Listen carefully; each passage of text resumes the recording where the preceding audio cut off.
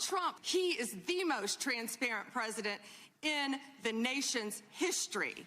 None of them ask Merrick Garland one word about Jeffrey Epstein. Why? Because Donald Trump, the Dow right now is over, the Dow is over $50,000. I don't know why you're laughing.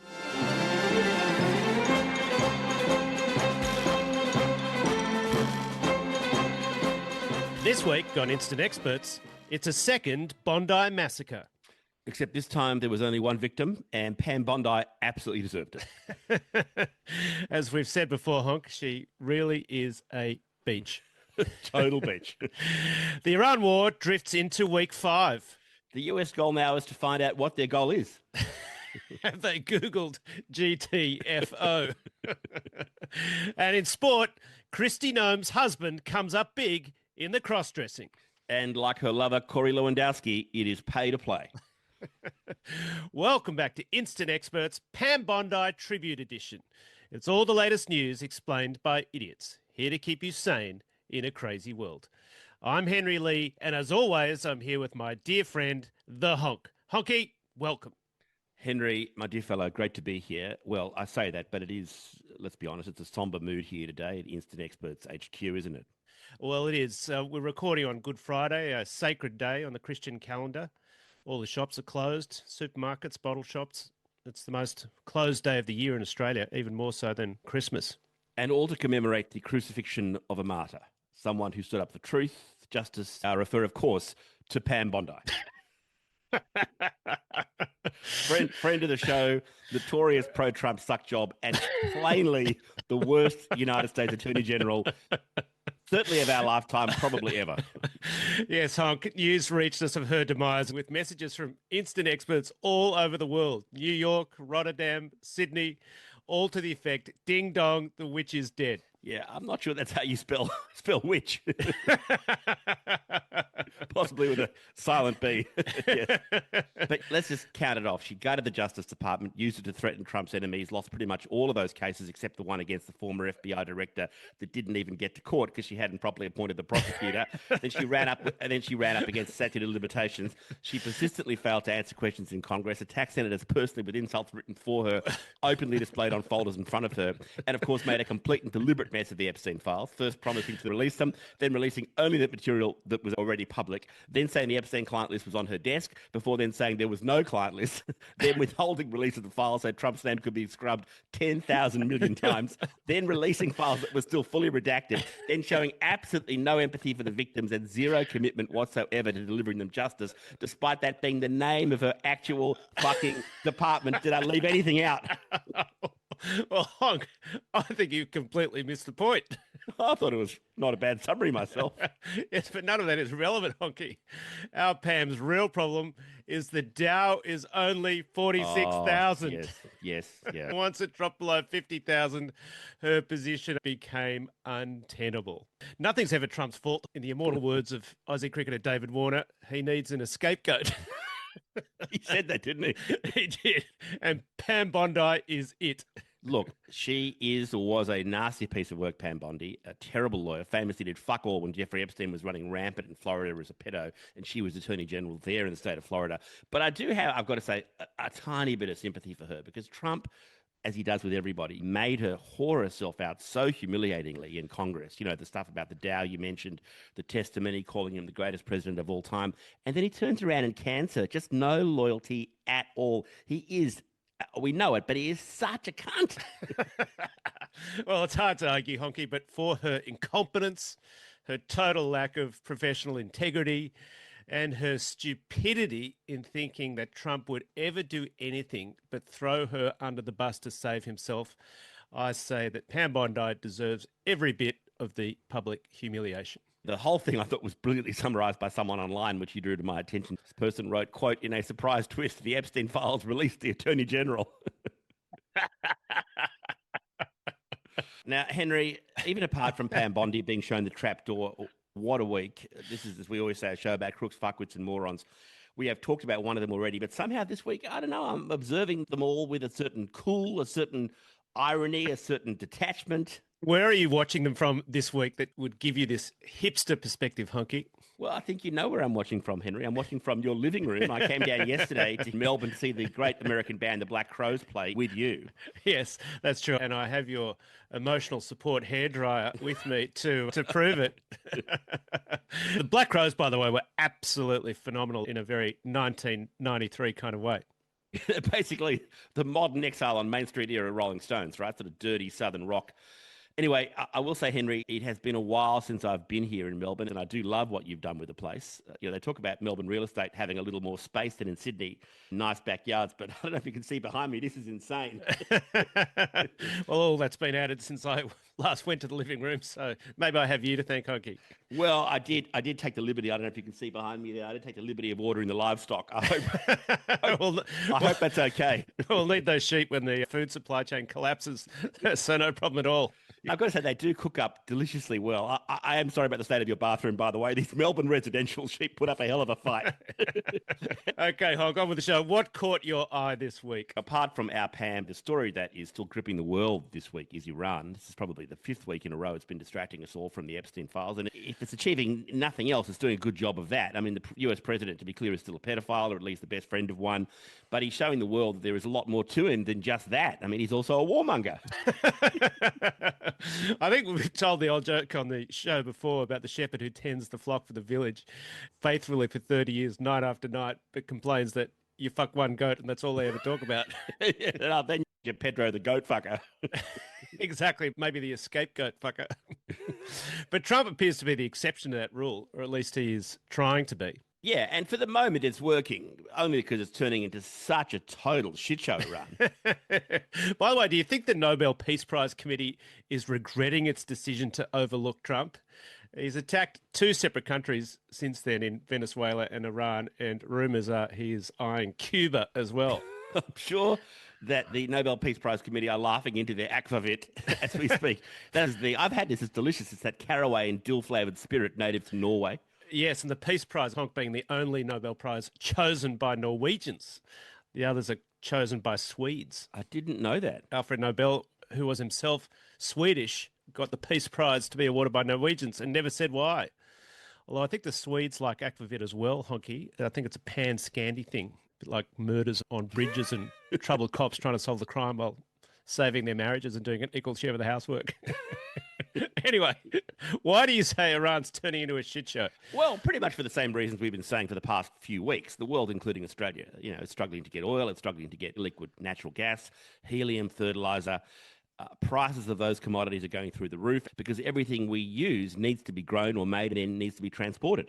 Yeah, and the price of petrol in the US has now hit $4 a gallon, up from $3 just pre-war. In fact, I saw the New York Times is literally now publishing a map of gas prices by state on its homepage. Forget all the news fit to print. It's now basically Petrol Spy. It's a very upscale one.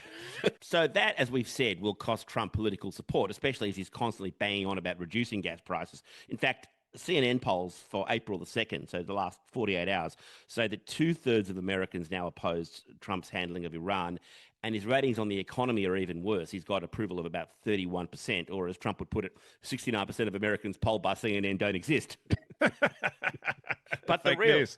Fake news. But the real issue now is that just no one knows what the goal is, and that's acknowledging, as we should, that arguably, we think that there's been some good stuff the US has achieved, like blowing up the previous Ayatollah, reducing Iran's ability to attack its neighbours or develop nuclear weapons, at least for a while. The goal now surely is to reopen the Strait of Hormuz so we can get on with life and the world doesn't go into recession. Yes, except, Henry, the Strait of Hormuz was open up until the war. True. So it's a war to reopen the thing that was open, that the war closed. Yeah, exactly. Well, these are the people that brought you wars to get from the Taliban to the Taliban, Saddam to Saddam, and the Viet Cong to the Viet Cong. As you said, and we have said on prior occasions, the war has done some good, but it's hard to see the upside from here. So let's hope they get it sorted and Trump tacos very soon. That is chickens out, as he always does. On that front, Trump did give an address to the nation on Thursday, our time, describing the war as a success that was, quote, nearing completion. And then he said the Strait of Hormuz would, quote, open up naturally. Sounds like a man who doesn't know how to do it himself. Well, it sounds like a man who doesn't know how to find it. Our female listeners will understand. not ones we know, just in general, I meant. Just hoping it opens up naturally. Yeah. It's there somewhere. It's in the navel, right? Isn't that where it is? well, the Navy's certainly involved, Honk. If you push your But finger I think the issue's in the Gulf. Oh, I see. Right. Okay. Yeah. Mistake I always make. Anyway, Trump's position on the Strait of Hormuz may be even worse, of course. It may be that we totally failed to think through that Iran would close the Strait of Hormuz, but since the rest of the world needs Gulf states oil more than we do, now we can't be fixing the rest of the world's resource supply disaster that we created. Yes. And I saw that Trump had another go at the bravery of European nations. Yes, once again for refusing to join Trump in a war that he never consulted them about. He sort of upped his game. His latest move is he's threatening to withdraw the US from NATO. But NATO obliges other nations like Europe's to support the US if it's under attack, not if it randomly decides to attack other countries without asking the rest of NATO. He's kind of missed that point. It's kind of one way to look at it. Are there any other ways, Honk? I don't think so, no. I also like the nearing completion bit of Trump's speech that we talked about, in which Trump announced that the next 2 to 3 weeks would be the fiercest bombing of Iran in the entire war. Right. Basically, the war is over, except we need to escalate it massively. Yeah. The house is nearing completion right after we start building it. Yeah, a bit like the White House ballroom, actually, which, I don't know if you saw, a judge has blocked until it gets congressional approval just this week. I did see that. I think Congress is still bickering over the taps and tiles, Honky. Anyway, it sounds like Trump's was one of the most underwhelming addresses to the nation of recent times. It was pretty terrible, and yet, to be fair, it wasn't even the most terrible, underwhelming speech of the week. I mean, Albo's, Australian Prime Minister Anthony Albanese's speech to the nation was somehow even worse. Yes, and Honk, I do know you want to talk about the Aussie angle on this. It was like the Gettysburg Address as performed by the village idiot. Or maybe the village people, Honk. At least the village people would have been entertaining. That would have been good to hear from the construction worker or the cowboy. Construction worker's got a real job. But before we get there, Honk, we had some very good feedback on last week's chemistry section where we explained how fertiliser is derived from LNG. Yes, this is when I had to explain the Haber-Bosch process to you 3 times, wasn't it? Indeed. Well, it was actually quite well received by some listeners who claimed to have learned something. So we thought we'd go back to the well. And Honk, this is a shaggy dog story I read online, but it's a good one and it's chemistry related. So bear with me. So a chemistry professor posted a bonus question to an exam. Is hell exothermic, meaning gives off heat, or endothermic, absorbs heat? Now, most of the students wrote proofs of their beliefs using Boyle's law, which is that gas cools when it expands and heats when it is compressed. One student, however, wrote the following. First, we need to know how the mass of hell is changing in time. So we need to know the rate at which souls are moving into hell and the rate at which they are leaving. I think we can safely assume that once a soul gets to hell, it will not leave. Therefore, no souls are leaving. As for how many souls are entering hell, let's look at the different religions that exist in the world today. Most of these religions state that if you are not a member of their religion, you will go to hell. Since there is more than one of these religions, and since people do not belong to more than one religion, we can project that all souls go to hell. With birth and death rates as they are, we can expect the number of souls in hell to increase exponentially. Now we look at the rate of change of the volume in hell because Boyle's law states that in order for the temperature and pressure in hell to stay the same, the volume of hell has to expand proportionally as souls are added. This gives 2 possibilities. 1. If hell is expanding at a slower rate than the rate at which souls enter hell, then the temperature and pressure in hell will increase until all hell breaks loose. If hell is expanding at a rate faster than the increase of souls in hell, then the temperature and pressure will drop until hell freezes over. So which is it? If we accept the postulate given to me by Teresa during my freshman year that, quote, it will be a cold day in hell before I go out with you, and take into account the fact that I went out with her last night, then number 2 must be true. And thus I'm sure that hell is exothermic and has already frozen over. The corollary of this theory is that since hell is frozen over, it follows that it is not accepting any more souls and is therefore extinct, leaving only heaven, thereby proving the existence of a divine being, which explains why last night Teresa kept shouting, "Oh my God." The student received the only A. Incredible. Can I talk about Albo now? Please. Thank you. So a couple of weeks ago, we flagged that Australia was in danger of running out of petrol, diesel, aviation fuel thanks to the Iran crisis. Even we knew on this show, and yet it took until this week for our Prime Minister, Anthony Albanese, to say a single thing about it, even though people are already hoarding petrol and prices are through the roof. It's true. I've been filling up literally every time I even get to 3/4 of a tank. It's like the old days when you were broke 18-year-old, so you put like $3 worth of petrol in Dad's car, just enough to get home helping you fill it up, even though you're the one who's been emptying it. Yes, So indeed. anyway, so Albo gets off his ass and schedules a live address to the nation, 7 o'clock this past Wednesday night. Proper wartime slot stuff. Very rare in this country, where 7 p.m. is reserved for, Australia's Got Lego, the footy, or Real Housewives of the footy. The last two televised national addresses by the PM were for the GFC in 2008 and maybe COVID in 2020. I think Kevin Rudd and Scott Morrison. Ruined that whole season for me. I never got to find out if Scazzabone Maz's hubby in the Dally M Awards dunnies or not. but Albo's speech basically announced a temporary cut in taxes on fuels and trucks and said to fill up as normal over Easter. As someone said, that could have been an email. So nothing about, and I'm quoting journalist Greg Sheridan from The Australian here, nothing about our lack of oil, gas and fertiliser security, Honky. No, nothing, no. Nothing about our exposure as an increasingly high debt country. No, nothing about that. Nothing about our inability to mobilise as a nation in the face of any external crisis. No, just fill up as normal over Easter and enjoy a 3-month tax cut. After Easter, please get the trade if you can and save fuel for people who really need it, like farmers and miners and tradies and shift workers and nurses. Why? Because we're running out of gas. Because we're running out of gas, but only after Easter. So remain calm over the weekend. The time to panic is 9 a.m. Tuesday. Another see you next Tuesday, Honky. What is it with these people?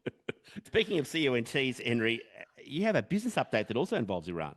I do, Honk. There was a bombshell story broken this week by the Financial Times. This is the one that you like to read before popping off to the country house for the weekend, or as we've seen behind me, to your own backyard for the weekend. It is the UK financial paper, and I do like to read it in the drawing room, Honk, with my pipe and slippers. And surely your smoking jacket. Do you go the purple or the mauve? What did the butler decide this time? Well, Honk, the FT is famously printed on pink paper, so I've gone the baby blue for the smoking jacket. Always liked the pink-blue combo. Made famous by the rugby teams of St Joseph's College in Sydney, home of many Wallabies over the decades. Although I'm guessing they never described it as pink and blue, did they? No, they were way too alpha for that. They called it cerise and sky. Why don't you just read a normal fucking newspaper? Your school colours were black and white. Yeah, but the news isn't black and white, Honk. It's not fucking pink and blue either. What about your school colours, Honk? You seem to have some anger in this area. Well, if Joey's colours were cerise and sky, we at Sydney Boys High, a decent government school, I should say, our colours were chocolate and sky, which was a nice way of saying poo brown and a colour that clearly doesn't go with it, unless you're shitting your pants outdoors on a nice clear day. Anyway, you were reading the FT, you said. I was reading the Financial Times, and it reported that US Defense Secretary Pete Hegseth took or attempted to take a multi-million-dollar position in a defense company in February, just before the war broke out. A fund focused on US and other defense stocks when he is Secretary of Defense, right before they declare war. To be fair, they didn't actually declare it, of course. Otherwise, they'd have to go to Congress, Honk. They just did it. Oh, forgive me. Yeah, you're right. We covered that. Still, the point stands. That's insider trading of the highest degree. It's profiting from being in office, profiting from the death of your own soldiers, not to mention the enemies. And that's not even the worst of it, Honk. Well, how's that not the worst of it? It stinks like a day-old dump in the Sydney Boys. The kicker is, Honk, he still lost money. What? So he's insider trading on a decision he made or it was privy to and he still lost money. Right. So BlackRock's iShares Defence Industrials Active ETF, the one he was trying to invest millions in, is down 15% for the month, despite being up 28% for the year. So it's not just a crook and a fuckwit. You are getting very warm. He is a moron. He's a moron. Amazing. We come full circle. Indeed. Okay, folks, time for shout-outs to listeners, which we love to do every week. And we have loyal listeners all over Australia, of course, including a new location this week, which is Whitebridge in New South Wales, just between Lake Macquarie and Dudley Beach. And not far also, I learned from Redhead Beach. You know, the lake always suspected Dudley of having an affair with a touring Irish backpacker, but she could never prove it. It's the Prince Harry of beaches.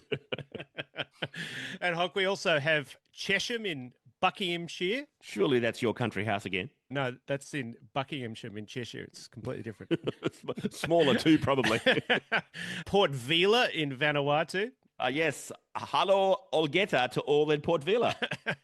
We've got Luzianki in Slovakia, actually not too far from Bratislava, Honky, that we mentioned a couple of weeks ago. And our exotic location of the week is Gustavia, which is in St. Bart's in the Caribbean, part of the beautiful French West Indies, along with Guadeloupe, San Martin, and Martinique.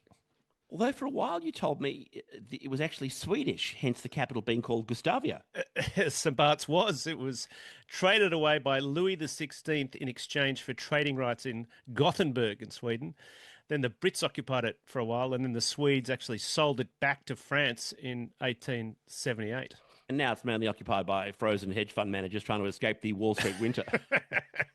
That's quite right. Anyway, thanks everyone for listening and viewing wherever you are. We greatly appreciate the support of the show, and also we love touring the world with you every week. Yes, we sure do. Okay, Honk, time for quick shots, and we have to start with the man who turns out to be the patron saint of the quick shot, and that is a gentleman named Desi Freedman. Now, Freedman is or was one of those quality individuals who calls themselves a, quote, sovereign citizen. I love unquote. these fuckwits. This is code for I'll take all the benefits of living in a free country like Australia with generous welfare and healthcare funding, which Freeman did avail himself of. But if I randomly decide I like some particular law, I'll just say the country has no jurisdiction over me. And in Freeman's case, it wasn't the cost of stamps or a parking fine that he objected to. Back in August last year, police in Victoria came to Freeman's property to arrest him for historical sexual offences. And how did Freeman take that? Not well. He shot and injured one and killed two other police officers. Right. Yes. So he left a widow in one case and parents in the others who now will outlive their son. Jesus, terrible. Yeah, so then this hero, Desi Freedman, ran and hid, and he's been on the run for the last 7 months, leaving behind his own wife and children. Finally, after a huge manhunt, he was traced to another remote part of Victoria, the state I live in, by a very large group of cops. He once again produced a weapon, and he got the quick shot in the head he so richly deserved. Plus, I believe, several dozen more, I hear. I think once you pop, you can't stop with a bloke like him. So Desi Freeman, the patron saint of quick shots by a very large margin, rot in hell. Reopening especially for you. Yes, indeed. Now, Henry, we said earlier that one of Trump's goals with the war in Iran has been to distance himself from the pedophile Jeffrey Epstein and the Epstein Files. So that can work, has been working, except that is when the Epstein Files decide to home deliver, which they did. Right, they go did. on. They Go did on. this week. So Yeah. the Washington, amazing story, the Washington Post made a relatively innocent phone call to the White House this past week to inquire about what the First Lady Melania Trump would be wearing for a meeting with, this is not made up, a meeting she was having with a humanoid robot. Right.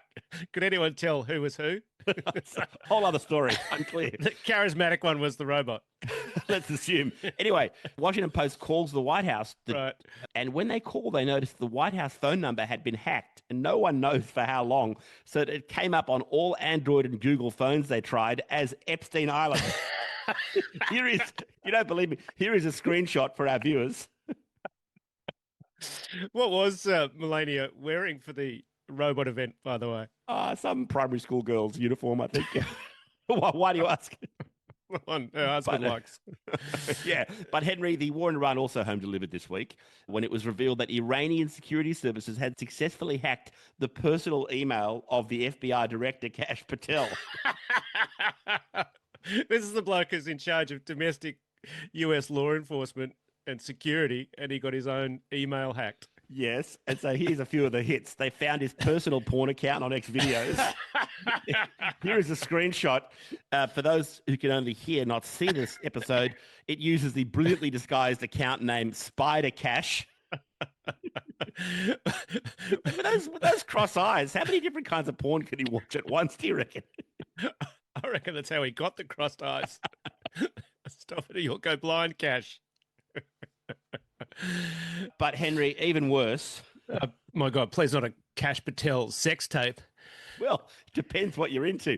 The Iranians did find and proceeded to leak a video of Cash performing a traditional Indian folk dance. Have a look. Listeners, as opposed to viewers, count yourself lucky. But for any listeners or viewers of Indian background, we deeply apologise and a huge trigger warning.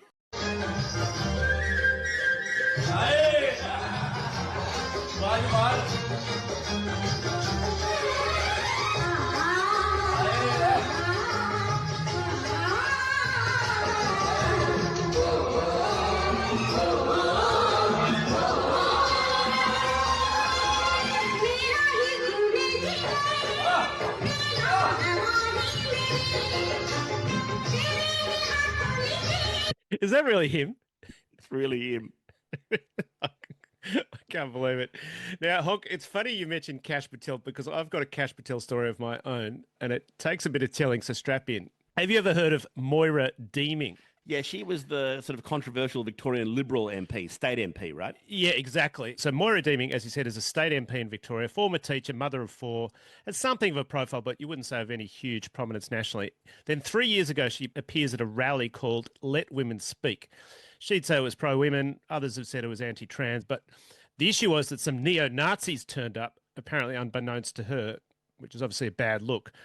The leader of the Victorian Liberal Party, a guy called John Basuto, accuses her of associating with extremists and kicks her out of the party. And so what's this got to do with Kash Patel? Patience, young Jedi. Oh, sorry. So Moira Deeming gets kicked out of the Liberal Party. Yeah. She's still in Parliament, though, sitting as an independent. She then sues Basuto for defamation, saying he implied she was a Nazi. She wins and is awarded $300,000 in damages and $2.5 million in legal costs.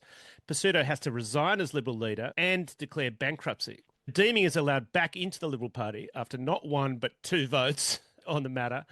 Then fast forward to this March and she is seeking pre-selection for a seat in Western Melbourne. For the Liberal Party? For the Libs, yeah. And then they don't pick her. She gets boned in favour of some guy called Dinesh Gurisetti, who it turns out at this point is best known for running a rat-infested restaurant. Is that true? It's all true. It's like Faulty Towers, basically. I'm still dying to hear about Kash Patel. Patience. Anyway, it's clear Moira Deeming has been knifed in the pre-selection by her enemies in the party until, within a day, the new guy, Dinesh Gurisetti, has to withdraw because he has written a character reference for a pedophile. So now Moira Deeming is back in. Moira's back in, but the kicker is the name of the pedophile. What's the name of the pedophile? Kash Yap Patel. Kash Patel, the same name as the FBI director. Exactly. Kash Yap Patel, shortened to Kash Patel in both cases, except our guy's Australian. That's incredible. So just to be clear, for the defamation lawyers out there, our Kash Patel is not in the Epstein Files and it's not that Kash Patel. Our one is just a pedophile in his own right. Well, maybe he'll be in the Epstein Files one day. Maybe he'll end up running the FBI. God. Anyway, talk of these various Kash Patels. Is it Kash Patels or is it Kash's Patel? I'm not sure. Does bring us neatly to some even more nefarious scumbags gathered together in a little segment that we on this show like to call Cunt of the Week. Music, please. I'm a cunt.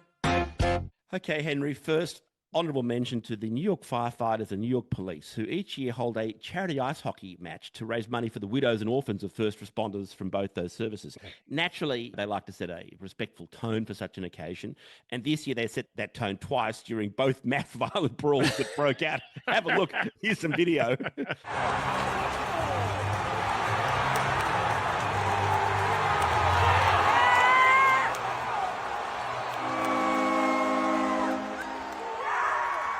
Listeners, that sound you heard was the teeth flying. Those teeth that any of them still had, that is. It was like they were trying to create some widows and orphans. It was on for young and old. Honourable mention also to Telstra this week, which has done a huge poopy in its pan-Sydney iStyle after the Australian federal government passed new laws which standardise how telcos are allowed to claim the extent of their mobile phone coverage. Now, virtually every other major telco in Australia supported these changes, but not Telstra. Why? Because under these new rules, it turns out that Telstra has been lying about having adequate mobile coverage in over 1 million square kilometres of Australia. including my house, Honky. As we're discovering, even recording now, our living room has 100% coverage, but only about 50% of the time. And you can see the goddamn Telstra tower from the window. They're just such cunts, aren't they? Sorry, what was that? Just cut out. Did you say Telstra was the best telco company ever? Oh, they heard you that time. Oh, yeah, I mean, that's next in our cunt countdown is our well done Angus nod. Now, this refers to the notorious occasion that the current Liberal, that is Conservative leader federally in Australia, your mate Henry, Angus Taylor, posted social media praise of himself, specifically the words "well done, Angus," but he forgot to sign out of his own federal government account when he did it. Yeah, that was a low point. He'll live that down in about 50 years. Anyway, we mentioned earlier Australian Prime Minister Anthony Albanese's announcement about halving Australia's fuel tax. In response, a voter posted, quote, "Big deal, thanks for nothing. I've always voted Labor, but not anymore. Albo should resign." Unfortunately, the voter was the currently serving New South Wales Conservative National MP Jeff Provost, and he posted it from his own government account as New South Wales National MP Jeff Provost. That's outstanding. He's either pretending to be somebody else or he's voting for the party that he's not in. Your choice. To quote the Wiggles, "Wake up, Jeff." The next nod goes to UK PM Keir Starmer, who is, by almost acclamation, shithouse. But his spotted cunt of the week probably belongs more properly to the entire nation of England, because in light of Starmer's breaking with Trump over the war in Iran, he had the brilliant insight this week that, quote, "Our long-term national interest requires closer partnership with our allies in Europe and the European Union." You mean, Keir, like being an actual member of the European Union, which you were till a bunch of old coots voted in favour of Brexit and a bunch of young cunts were too busy being cool to turn up and actually vote against Brexit? That European Union? I think numbnut? I think the very same. But Honk, now we move to true, deep cuntification. Yes, and the Pete Hegseth insider trading scandal you mentioned earlier reminds me of Corey Lewandowski. Yeah, the husband of Chrissy Nome. May she rest in peace. May she rest in Agents of S.H.I.E.L.D. Honky, show some respect. Chrissy Nome is special envoy to the Shield of the Americas, a non-existent new security alliance designed to get her out of running the Department of Homeland Security. Okay, fine. But Corey Lewandowski is the lover of Chrissy Nome, not her husband. Sorry, her special advisor. Is he a friend of the show, do you think? Corey Lewandowski? Does he have that status? Well, she was a friend of the show. I think he's just a friend of the show. He's a friend of the show with benefits. They never made it official, so why should we? Indeed. So anyway, why were you reminded of Corey Lewandowski? Because this week, Corey Lewandowski was fingered, fortunate choice of words, in a pay-to-play scandal. I think he liked it. That's what I heard. I heard he loved it. He's implicated in this pay-to-play scandal. Better word. He was fingered in the implication. He was fingered in his pay-to-play scandal, where multiple contractors to the Department of Homeland Security have complained that Lewandowski was asking them for success fees if the government increased their contracts. Right, that would be the government he was advising. Yeah, the government he was advising. So the taxpayer would pay the contractor and the contractor would pay him. So the contractor could rip off the taxpayer and Corey could rip off them both. That explains all the cash he and Chrissy Nome were carrying around. Remember last year when Chrissy Nome's handbag got stolen in a Washington restaurant, even though she's responsible for Homeland Security, see Cash Patel's porn account, and her handbag was full of cash. And she was dining with Corey, both of them married to other people, and the view was that she paid cash to keep the dinners from appearing on her credit card. To be fair to Christy, her affair with Corey Lewandowski does make a little more sense this week after what we've learned. Right. Why is that, Honk? Because, and honestly, these fucking people, this week a reports emerged that Christy Nome's actual husband, a guy called Byron Nome, has a, quote, bimbofication fetish, which has him sending tens of thousands of dollars along with photos of himself cross-dressing as a female bimbo, like a cliched bimbo, to various female models online. The photo that's gone viral of him is him in pink hot pants and a skin-toned spandex top stuffed with balloons to resemble huge boobs. Here it is for viewers. Accompanied, by the way, by one of the great calls of all time from online, which was, quote, "Damn, them puppies so big, he lucky Christy didn't shoot him." So Byron Nome's not really floating Christie's boat. Well, he's certainly floating. It's just that it looks like he might be batting for another team. Not that there's anything wrong with that. No, but it's the self-righteousness that kills you, isn't it? All these moralizing would-be Christian Republicans telling the rest of us how to live our lives while secretly logging into freakshow.com and moonlighting as the gimp. Absolutely. And yet it's small fry. Well, perhaps small but perfectly formed fry. In fact, enormous bulbous gazungas fry compared to our real cunt of the week for the week, who is good friend of the show and, again, US Defense Secretary Pete Hegseth. He's back. Here he is again. And this time it's for smashing the record for defense spending in a month, which he did in September 2025 by spending $100 billion. Unbelievable. Now, part of the problem is a system in which allocated funds not spent each fiscal year can't be rolled over. So it's basically a use or lose it. So people are just trying to get rid of cash, Brewster's Millions style. But this is kind of final sequence of Scarface level stuff.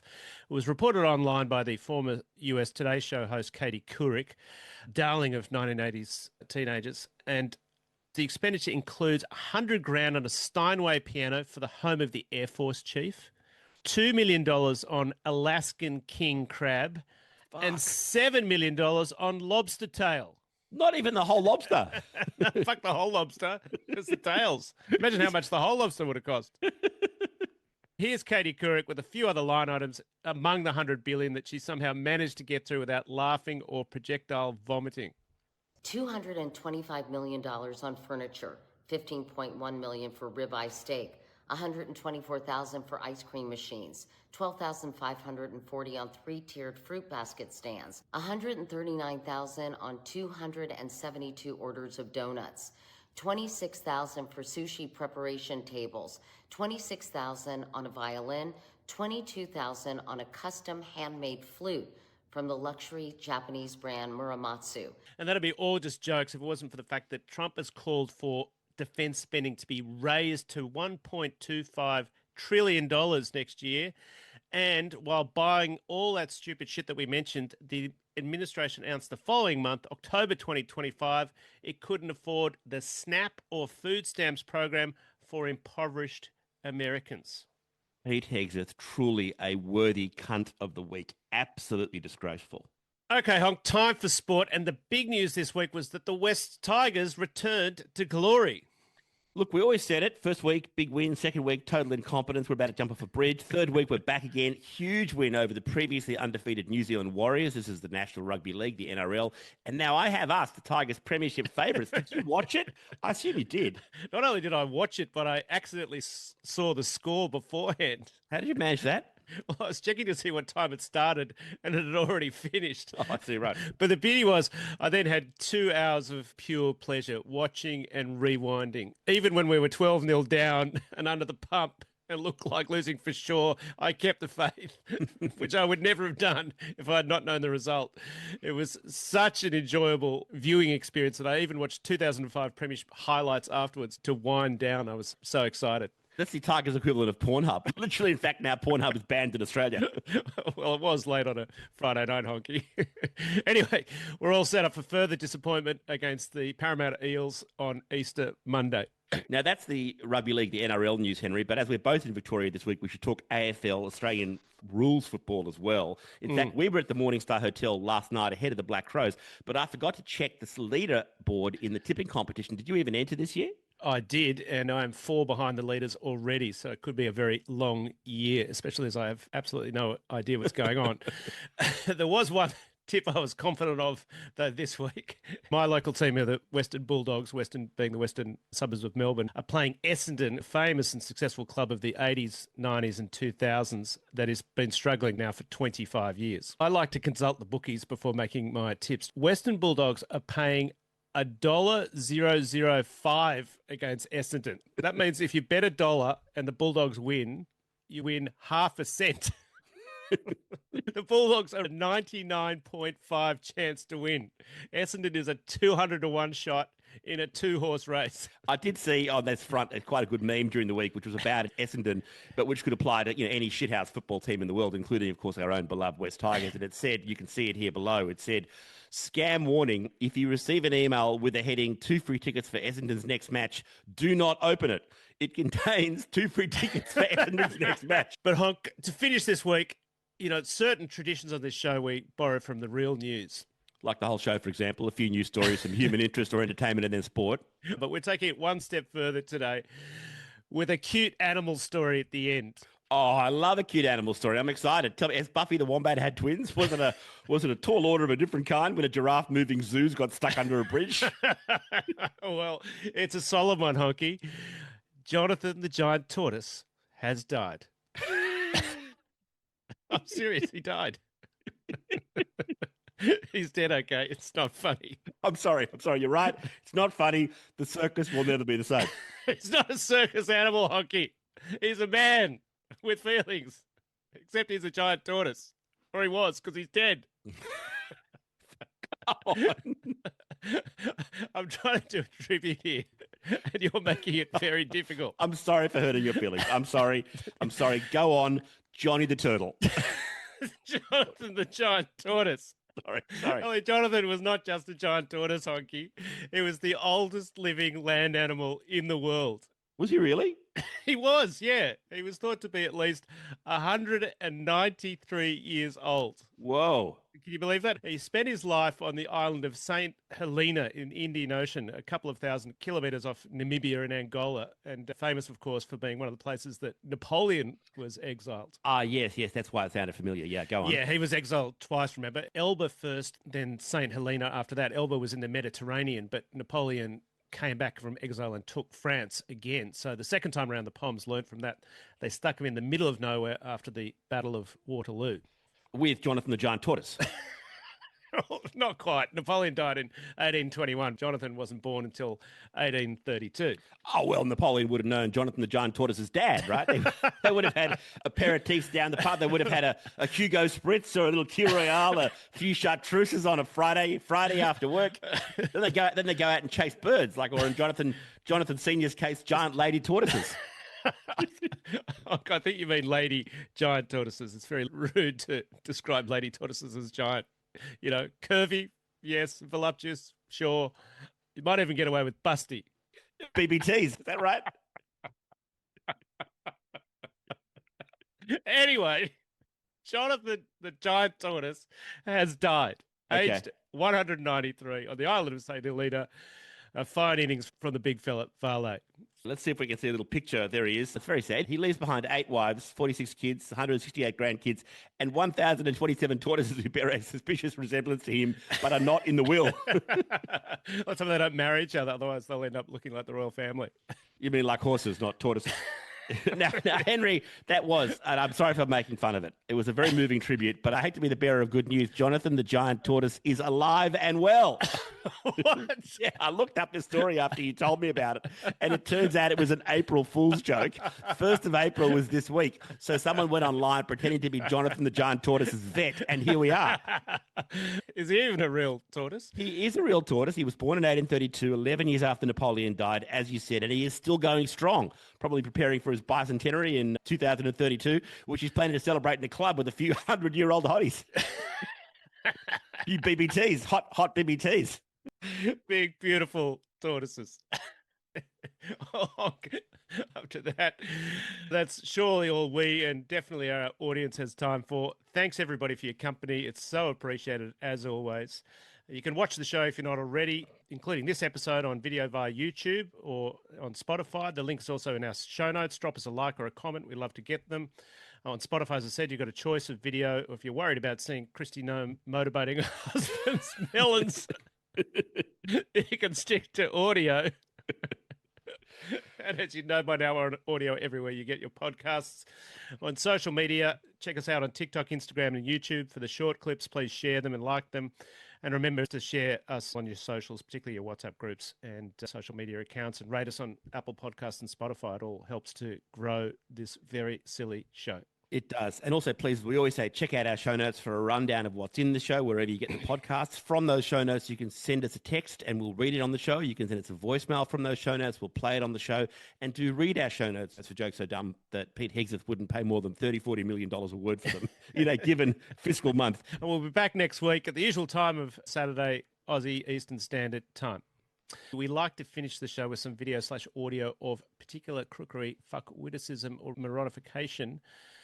We're going to leave you with a little more tribute to the late, great Pam Bondi as she forays into her new career in the private sector, photocopying for Australia's finest lawyer, Dennis Denuto. It's a one-week trial, but fingers crossed. The job with Dennis. No. The job with Dennis is full-time. The one-week trial is when she's eventually charged with a conspiracy to subvert the course of justice, but only because she'll have flipped on Trump and pleaded guilty. Surely. Well, hopefully she can at least fix Dennis's photocopier. Thanks again, everybody, for listening and watching. Enjoy some more of Pam's finest work.